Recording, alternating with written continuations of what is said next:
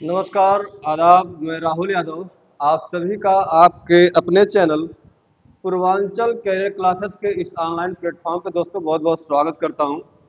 दोस्तों, जैसा कि आप जानते हैं कि इस पूर्वांचल कैरियर क्लासेस की ऑनलाइन संस्था में आप सभी का यूपी ट्रिपल एससी पेट पीईटी 2025 में जो एग्ज़ाम होने वाला है उसके लिए हम लोग प्रीवियस ईयर का कुछ प्रैक्टिस सेट करा रहे हैं, पेपर सॉल्व करा रहे हैं। हमारी संस्था आप लोगों के लिए बेहतर से बेहतर करने का प्रयास कर रही है। इसके पहले हम लोगों ने 2021 2022 में जो भी प्रश्न पत्र पूछा गया था आयोग के द्वारा, उसको हम लोगों ने सॉल्व कराया।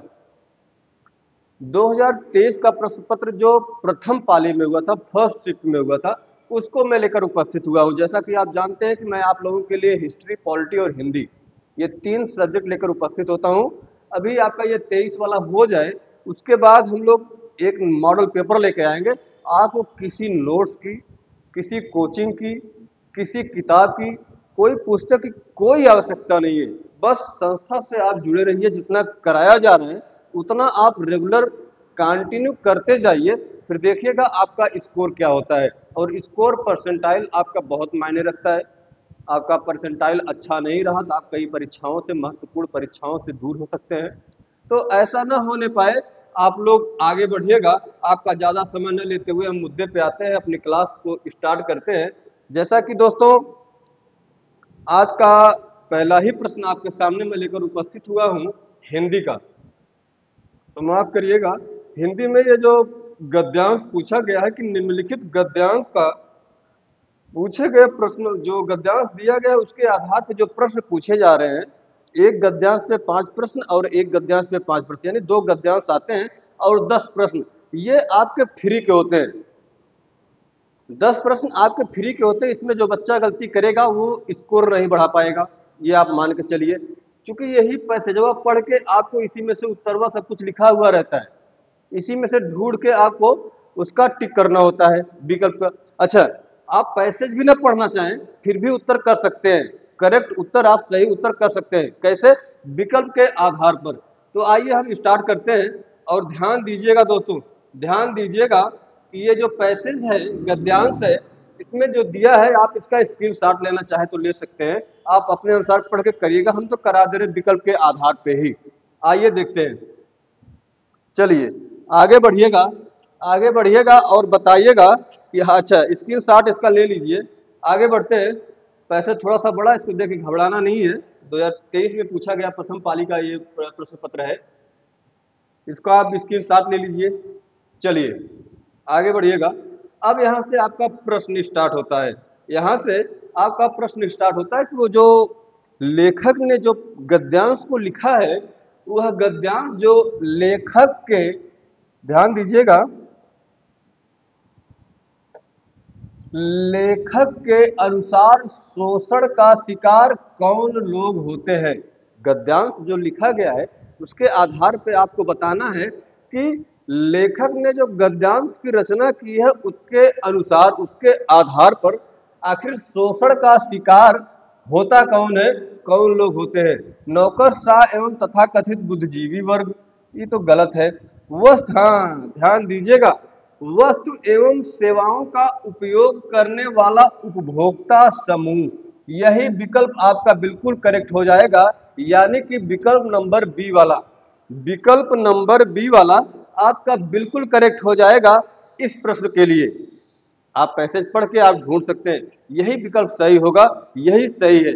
आगे बढ़िएगा, आगे बढ़िएगा। अगला प्रश्न क्या कह रहा है, ध्यान दीजिएगा और कमेंट सेक्शन में इस प्रश्न का उत्तर हमें छाप के बताइए कि समाज के मध्यम वर्ग की कौन सी समस्या है। जो हमारी सोसाइटी है, हमारा समाज है, हमारे समाज में जो मध्यम वर्ग, मिडिल क्लास के लोग हैं, उनके लिए मूल समस्या क्या है, यही पूछ रहा है गद्यांश के अनुसार।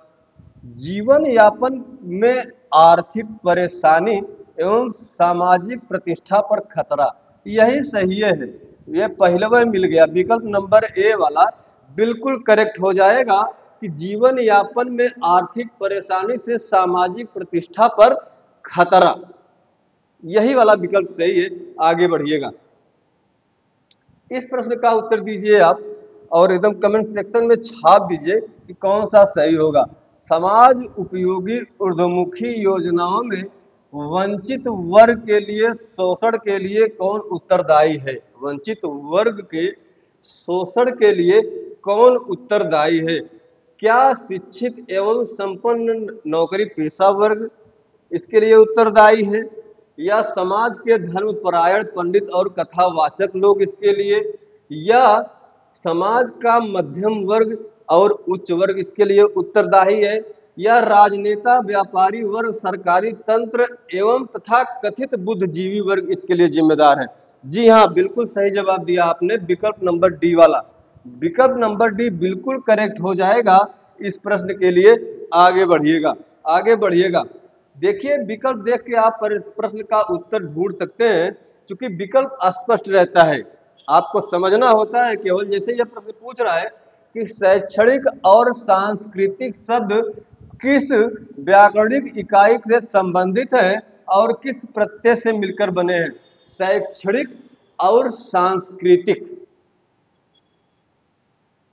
शैक्षणिक शैक्षणिक तो एक विशेषता है, विशेषण है, और जो सांस्कृतिक है, संस्कृत यानी संस्कृति, और सांस्कृतिक ये छोटी ई है, ध्यान दीजिएगा, छोटी ई है, हमेशा प्रत्यय में छोटी ई का ही प्रयोग होगा। ऐसा नहीं कि बड़ी ई ऑप्शन में मिल गया तो हम बड़ी ई पे लगा दे, इक से हमको मतलब है, ऐसा नहीं। छोटी ई है, यहाँ पर कोई भी शब्द होगा, अगर यहाँ पर किसी शब्द में बड़ी की मात्रा होगी तो हम बड़ी ई पे जाएंगे, यहाँ पे छोटी की मात्रा है त पे, हमको छोटी ई ढूंढना है, छोटी ई है कहाँ। चलिए देखते हैं, ये तो विशेषण है, शैक्षणिक हमने बता दिया, ये विशेषण है, और विशेषण शब्द इक प्रत्यय से, ये जो सांस्कृतिक है यानी विकल्प नंबर सी बिल्कुल करेक्ट हो जाएगा। इसमें जो है विशेषण और विशेषण शब्द इक प्रत्यय से मिलकर बना हुआ है। आगे बढ़िएगा, आगे बढ़िएगा। अगला प्रश्न क्या कह रहा है? अगला प्रश्न कह रहा है कि हमारे देश में समाज उपयोगी ऊर्ध्वमुखी योजनाओं से वंचित वर्ग कौन सा है? जो ऊर्ध्वमुखी योजनाएं हैं उनसे वंचित वर्ग कौन सा है, यही आपको बताना है। आपको ऑप्शन आपके सामने 4 विकल्प दिए गए हैं, इन चारों विकल्पों में से आपको ढूंढ कर बताना है। चलिए हम बताते हैं आपको, आपने अगर पढ़ा होगा पैसेज, अभी पैसेज पढ़ लीजिएगा। पैसेज के अनुसार जो मलिन लोग हैं, मलिन बस्तियों, फुटपाथ, सड़क पर, रेलवे लाइन के किनारे झोपड़ी डालकर रहने वाले अशिक्षित, दुर्बल और अशक्त लोग का वर्ग है। यानी कि विकल्प नंबर सी दोस्तों जो है आपका, यही बिल्कुल सही हो जाएगा। विकल्प नंबर सी आपका बिल्कुल करेक्ट इस प्रश्न के लिए उत्तर हो जाएगा। आगे बढ़िएगा, आगे अगला पैसेज आ गया, जरा आप इसका स्क्रीनशॉट लीजिए, इसका स्क्रीनशॉट लीजिए, एक बार इसका स्क्रीनशॉट ले लीजिए, उसके बाद हम आगे बढ़ते हैं। चलिए, थोड़ा सा लंबा पैसेज है, इसका भी ले लीजिए। चलिए, अब इस पे जो आधारित प्रश्न है, हम उन प्रश्नों को देख लेते हैं। विभिन्न स्थलों पर लोग भीख देने के लिए क्यों बाध्य हो जाते हैं? तमाम स्थल हैं, खासकर मंदिर वंदिर पर जाते हैं तो लोग कतार में एक लाइन में बैठे रहते हैं। आप किसी परेशानी में भी हॉस्पिटल की, आप किसी भी बड़े हॉस्पिटल के पास चले जाओ तो वहां पर भी लोग बैठे रहते हैं लेके कटोरा। तो वही पूछ रहा है कि विभिन्न स्थलों पर लोग भीख देने के लिए बाध्य क्यों हो जाते हैं? कुछ ऐसे स्थल होते हैं जहां पर लोग एकदम बाध्य हो जाते हैं, नहीं हमको देना है तो देना ही है, तमाम प्रकार के डर मन में बस जाते हैं। तो देखिए दोस्तों, इसका विकल्प नंबर कौन सा सही हो जाएगा, ये आपको बताना है ढूंढ के। क्या लोगों के पास अन्याय, अनीति और चोरी का पैसा होता है, इसलिए क्या भीख देने के लिए बाध्य हो जाते हैं? ऐसा तो नहीं है। क्या अपंगता, कुरूपता, असत्यता, वृद्धावस्था आदि देखकर लोग भीख देने के लिए जो है बाध्य हो जाते हैं? चलिए, बिल्कुल यही बात है, यही बातें है। अपंगता, कुरूपता, असत्यता, वृद्धावस्था आदि देखकर लोग भीख देने के लिए बाध्य हो जाते हैं। यानी कि विकल्प नंबर बी वाला बिल्कुल इस प्रश्न के लिए आपका करेक्ट आंसर हो जाएगा, सही भी उत्तर हो जाएगा विकल्प नंबर बी वाला दूसरा। आगे बढ़िएगा, अगला प्रश्न क्या कह रहा है, इसी के आधार पर, इसी पैसेज के आधार पर अगला प्रश्न है क्या है, भीख न देकर भी दूसरों की मदद करने के लिए कौन सा विकल्प सही है। अगर हम चाहें भीख न देकर दूसरों की मदद करने का कौन सा विकल्प सही है। क्या रोगियों को चिकित्सा सुविधा दिलाकर विभिन्न सरकारी योजनाओं से परिचित करा के मदद करना, क्या पैसे देकर किसी भिखारी को, अच्छा नहीं है, ये चीज ध्यान दीजिएगा, नहीं है पूछा है, तभी तो कह रहे हैं, पूछ रहा है कि भीख न देकर भी दूसरों की मदद करने के लिए कौन सा विकल्प सही नहीं है। ये ध्यान दीजिएगा, यही प्रश्न गलत कराता है, हम तो खुदे फंस गए, देखबे नहीं किया कि नहीं इसमें दिया है, इसको आपको ध्यान देना है। चलिए, ये जो 4 विकल्प दिए गए हैं इसके आधार पर आप कमेंट सेक्शन में एकदम छाप दीजिए। चलिए, नहीं पूछा है तो इसमें विकल्प नंबर बी बिल्कुल करेक्ट हो जाएगा कि पैसे देकर किसी भिखारी को रोजगार धंधे के लिए प्रेरित करके मदद करना। और पैसेज में स्पष्ट लेखक ने लिखा है कि किसी भी भिखारी को पैसा देकर, रुपया देकर मदद नहीं करना है। पैसेज पढ़ेंगे तो समझ में आएगी बात। चलिए, विकल्प नंबर बी बिल्कुल करेक्ट हो जाएगा। आगे बढ़िएगा, हिंदी की क्लास तो इस कदर ली जाएगी कि 15 में से आपका कोई एक प्रश्न गलत होबे नहीं करेगा। अभी तो ये प्रीवियस ईयर पेपर चल रहा है, इसको हम फटाफट करा दे रहे हैं डायरेक्ट आंसर बताकर। इतिहास, संविधान और हिंदी, ये आज का प्रश्न पत्र खत्म हो जाए, कल से जो कक्षा होगी आपकी मॉडल पेपर जो होगा पेट 2025 का, आप देखिएगा एक एक टॉपिक, यानी जो प्रश्न जिस टॉपिक से होगा पूरा टॉपिक समझाते हुए, पूरी व्याख्या करते हुए हम बहुत बेहतरीन तरीके से समझने वाले हैं। आपका कोई भी प्रश्न गलत नहीं होने वाला है परीक्षा में। और जो प्रश्न पूछा जाएगा, इस संस्था का इतिहास रहा है, आप विश्वास मानिए, यकीन करिए कि संस्था का जो भी परीक्षा अब तक हुई है एकदम हूबहू प्रश्न फंसाया गया है, ये आप मान के चलिए। दान, पुण्य और जीवन मुक्त में कौन सा समास है। ये तो सिलेबस से बाहर का प्रश्न है, समास तो हमारे सिलेबस में है नहीं। यूपी ट्रिपल एससी पेट के जो सिलेबस है, जो उसमें समास नाम का कोई सिलेबस में है ही नहीं है, लेकिन पूछ लिया है, कोई बात नहीं, जो बच्चा हिंदी पढ़ा है वो जानता है। दान पुण्य, ध्यान दीजिएगा, दान पुण्य में और जीवन मुक्ति में समास पूछ लिया है। इसमें आप एक चीज जान लीजिए कि इसमें तो द्वंद्व समास होगा। दान पुण्य, माता पिता, रुपया पैसा, भाई बहन, माता पिता, घर द्वार, दिन रात, इन सभी में जो है द्वंद्व समास होगा। और जीवन मुक्ति, जीवन से मुक्ति, कर्ता ने कर्म को करण से, कर्ता ने कर्म को करण से, इसका जब आप विग्रह करेंगे तो होगा जीवन से मुक्ति। क्या होगा, जीवन से मुक्ति, इसका समास विग्रह होगा। अच्छा, जो ये से है, यह कर्ता ने कर्म को करण से, यानी करण तत्पुरुष समास होगा। अगर आप डीपली जाएंगे, वैसे तो आपको तत्पुरुष बता देना है, लेकिन डीपली पूछे तो इसमें आपको बताना है कि करण तत्पुरुष समास होगा। आगे बढ़िएगा, विकल्प नंबर बी बिल्कुल करेक्ट हो जाएगा, द्वंद्व और तत्पुरुष समास। आगे बढ़िएगा, अगला प्रश्न क्या कह रहा है दोस्तों, बड़ा प्यारा प्रश्न है, एकदम कमेंट सेक्शन में इसका उत्तर छाप दीजिए कि खानदानी भिखारी कैसे होते हैं। जो खानदानी भिखारी होते हैं, पूछ रहा है लेखक, जो खानदानी भिखारी होते हैं वो कैसे होते हैं, किस प्रवृत्ति के होते हैं।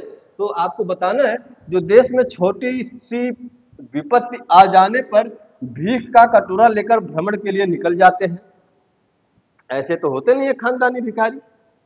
जो छोटे बच्चों को अंग भंग करके उनसे जबरदस्ती भीख मंगवाते हैं, ऐसा भी नहीं है।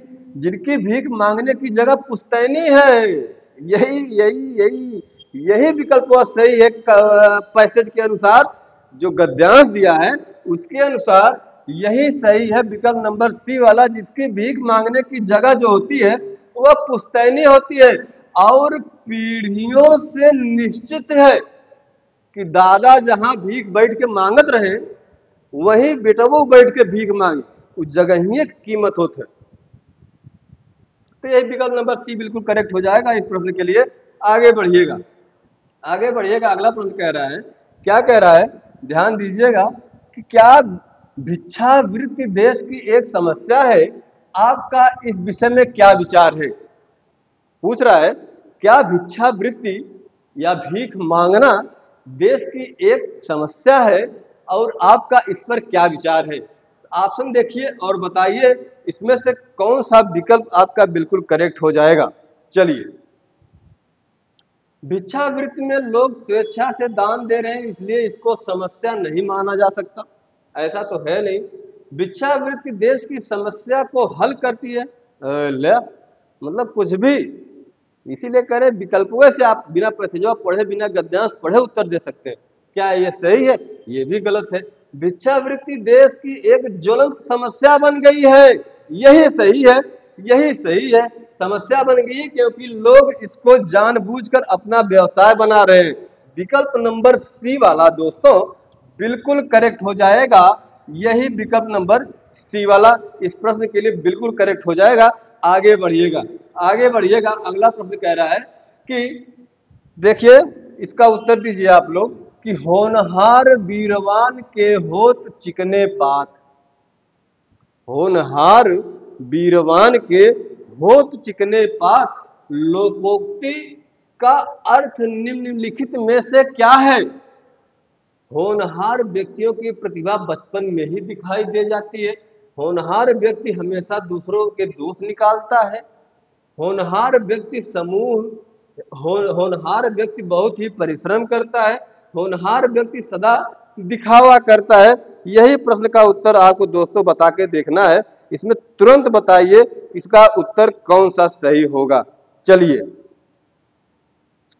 बताइएगा दोस्तों कौन सा प्रश्न इसका, कौन सा विकल्प इसका सही होगा। आगे बढ़िएगा। चलिए, होनहार बीरवान के होत चिकने पात। होनहार व्यक्तियों की प्रतिभा बचपन में ही दिखाई दे जाती है और होनहार व्यक्ति हमेशा दूसरों को, अच्छा क्या हमेशा होनहार व्यक्ति दूसरों में दोष निकालेगा? ये तो एकदम गलत बात है। होनहार व्यक्ति बहुत ही परिश्रम करता है, ऐसा भी नहीं है, परिश्रम तो करता है लेकिन बहुत ही परिश्रम करता है, ये गलत बात है। चूंकि वो होनहार है इसको कम परिश्रम में भी फल मिल सकता है। होनहार व्यक्ति हमेशा दिखावा करता नहीं, तो विकल्प नंबर ये वाला बिल्कुल करेक्ट हो जाएगा दोस्तों। आगे बढ़िएगा, आगे बढ़िएगा। अगला प्रश्न कह रहा है, चलिए आगे बढ़िएगा। कह रहा है कि निम्नलिखित में से किस विकल्प में सभी शब्द पुल्लिंग है। किस विकल्प में सभी शब्द पुल्लिंग है? प्लेटफॉर्म, प्राधिकरण, गिरोह, मनुष्यत्व, बनावट, रौनक, पतलून, झल्लाहट, अक्षुणता, संचार, पालन, ग्रीवा। कौन से विकल्प में सभी शब्द पुल्लिंग है? आपको कमेंट सेक्शन में छाप के बताना, इसका उत्तर हम भैया बताएंगे नहीं, इसका भी नहीं बताएंगे। और ये जो प्रश्न है निम्नलिखित में से किस विकल्प में शुद्ध वाक्य है, इसका भी विकल्प, इसका भी उत्तर आपको कमेंट सेक्शन में। आप लोग बहुत आलसी हो, कोई ये कमेंट करता नहीं है, ये कमेंट कोई नहीं करता है। आपको बताना है, नहीं समझ में आकर मैं कल इसको फिर समझाऊंगा, कल डिटेल में इसको बताऊंगा, लेकिन उत्तर इन सभी का इसमें कुछ है ही नहीं। बस तरीका पता होना चाहिए। यह पुल्लिंग वाला पूछा था तो हम उसको सेंटेंस बनाते हैं, एक वाक्य बनाते हैं। वाक्य बनाने के अनुसार हमें पता चल जाता है कि स्त्रीलिंग है या पुल्लिंग है। जैसे पुलिस स्त्रीलिंग है, पुल्लिंग है, पुलिस आ रही है, पुलिस आ रहा है। इस प्रकार से वाक्य हम बनाते हैं और वाक्य बनाने के बाद हमें पता चलता है कि वाक्य स्त्रीलिंग है यह सब या पुल्लिंग है। उसी प्रकार आपको बनाना है इसका भी।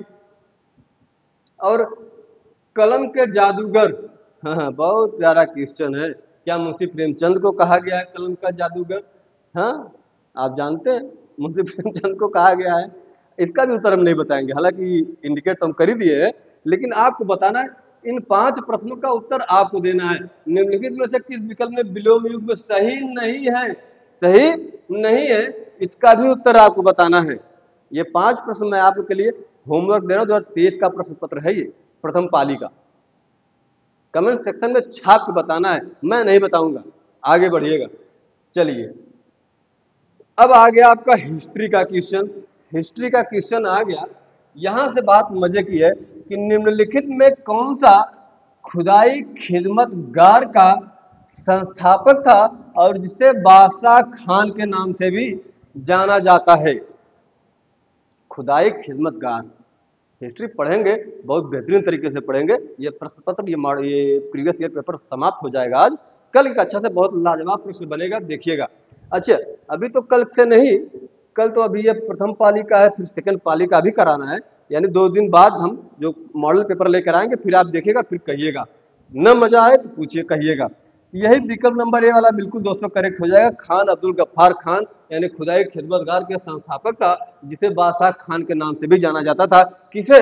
खान अब्दुल गफ्फार खान को। आगे बढ़िएगा। और वो जो 5 प्रश्न हम आपके लिए होमवर्क में दिए हैं हिंदी का, व्याकरण का, वो उत्तर आपको देना है भैया।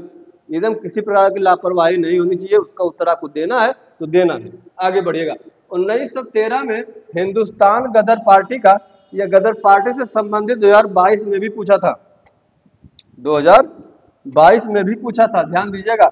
1913 में हिंदुस्तान गदर पार्टी का मुख्यालय स्थित था, कहाँ स्थित था? सैन फ्रांसिस्को में। कहाँ? विकल्प नंबर ए बिल्कुल करेक्ट हो जाएगा, सैन फ्रांसिस्को में। 1913 में लाला हरदयाल द्वारा इसकी स्थापना की गई थी, कहाँ पर? अमेरिका के सैन फ्रांसिस्को में। आगे बढ़िएगा दोस्तों, आगे बढ़िएगा। तो महावीर स्वामी को जिन के नाम से जाना जाने लगा, जिन का क्या अर्थ है? इसी जिन से जैन धर्म बना है। जो जैन धर्म है, जैन शब्द की उत्पत्ति इसी जिन से, जिनका अर्थ होता है कि हमेशा विजेता। क्या हो?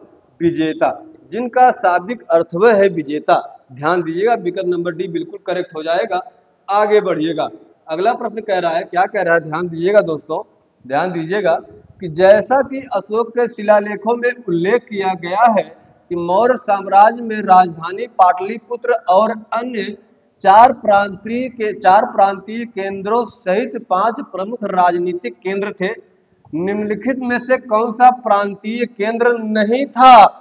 नहीं था। ध्यान दीजिएगा, यही पहले विकल्प वहां मिल गया, इंद्रप्रस्थ। इन चारों में से प्रांतीय केंद्र नहीं था, जो है विकल्प नंबर ए बिल्कुल करेक्ट हो जाएगा। आगे बढ़िएगा, आगे बढ़िएगा दोस्तों। अगला प्रश्न कह रहा है, क्या कह रहा है? अच्छा, लाइक और सब्सक्राइब बिना सोचे करिएगा, क्योंकि यह संस्था आपका परसेंटाइल, आपका स्कोर बहुत हाई लेवल पे ले जाने वाली है। बस आप जुड़े रहिए। ना किसी पेड बैच की जरूरत है, पैसा देकर बैच खरीदने की जरूरत है आपको, ना किसी पुस्तक की जरूरत है, ना किसी नोट्स की जरूरत है। इतना अभी तो प्रैक्टिस सेट ये हो जाने दो प्रीवियस ईयर वाला, उसके बाद देखो क्या क्या ये संस्था कराती है आप लोगों के लिए। एकदम दिन रात हम लोग लगे हुए हैं, आप लोग को निःशुल्क सेवाएं एकदम प्रोवाइड की जाएंगी। आप लोग देखिएगा, ऋग्वेद में विश्वामित्र नामक एक ऋषि और किन 2 नदियों के बीच संवाद है? बताइएगा। क्या व्यास और झेलम, व्यास और सतलुज, चिनाब और रावी, सतलुज और चिनाब? बताइएगा। विकल्प नंबर बी दोस्तों बिल्कुल करेक्ट हो जाएगा, व्यास और सतलुज। इन्हीं के बीच संवाद है। आगे बढ़िएगा। अगला प्रश्न कह रहा है, क्या कह रहा है कि शिवाजी की मृत्यु के बाद मराठा राज्य में प्रभावी शक्ति चित्पावन ब्राह्मणों के एक परिवार के पास थी, जिन्होंने शिवाजी के उत्तराधिकारियों को पेशवा या प्रधानमंत्री के रूप में सेवा दी थी। कौन सा शहर मराठा साम्राज्य की राजधानी बन गया? यही बताना है। यही विकल्प देखो पहले में मिल गया, पूना पुणे। यही विकल्प नंबर ए बिल्कुल करेक्ट हो जाएगा, है कि नहीं? विकल्प नंबर ए बिल्कुल करेक्ट हो जाएगा। आगे बढ़िएगा। अगला प्रश्न कह रहा है, क्या कह रहा है कि निम्नलिखित में से किसने अपने सहयोगियों को यह महसूस करने के लिए प्रेरित किया था कि संविधान सभा ब्रिटिश निर्मित थी और ब्रिटिश योजनाओं पर काम कर रही थी, जैसा कि ब्रिटिश चाहते थे कि इस पर काम किया जाए? 4 विकल्प हैं, आपको बताना है क्या? अच्छा, हम सीधा सीधा उत्तर बता देते हैं कि विकल्प नंबर सी बिल्कुल करेक्ट हो जाएगा, जो अब्दुल निस्तार है। अब्दुल निस्तार नामक जो विकल्प नंबर सी वाला है, इस प्रश्न के लिए बिल्कुल सही हो जाएगा। आगे बढ़िएगा। लेकिन हिंदी का जो व्याकरण का 5 प्रश्न छोड़े हैं भैया लोग, जरूर उसका कमेंट करिएगा, गलत सही जो भी समझ में आए उसका उत्तर करिएगा। ठीक है, आगे बढ़िए, आगे बढ़िए। अगला प्रश्न क्या कह रहा है? अगला प्रश्न कह रहा है कि 1722 में खाली स्थान की सूबेदारी सवाई राजा जयसिंह को दी गई थी। आगरा, मालवा, लखनऊ, आमेर। एकदम विकल्प नंबर बी बिल्कुल करेक्ट हो जाएगा, मालवा। इसका विकल्प नंबर बी बिल्कुल करेक्ट हो जाएगा। कौन सा? मालवा। आगे बढ़िएगा, अगला प्रश्न क्या कह रहा है? अगला प्रश्न ध्यान से देखिए और बताइए कि चित्तरंजन दास और मोतीलाल नेहरू ने परिषद राजनीति में वापसी पर बहस करने के लिए कांग्रेस के भीतर निम्नलिखित में से किस राजनीतिक दल का गठन किया था? एकदम स्वराज पार्टी, एकदम समन्वय दिख रहा है स्पष्ट, विकल्प नंबर बी वाला स्वराज पार्टी।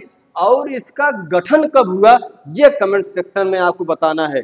ऑप्शन अगर आप कहेंगे तो मैं दे दूंगा। क्या 1923, 1924, 1921, 1926 या इनमें से कोई नहीं? आप लोग को बताना है। आगे बढ़िएगा, चलिए आज के लिए इतना ही। 2023 का जो प्रथम प्रश्न पत्र पूछा गया था परीक्षा में आपको पेट 2023 में, आज समाप्त होता है। कल हम सेकंड पाली वाला करा लेंगे, उसके बाद मॉडल पेपर में आएंगे। तब तक के लिए आप पढ़ते रहिए, व्यस्त रहिए, मस्त रहिए। नमस्कार, आदाब, सत श्री अकाल, धन्यवाद।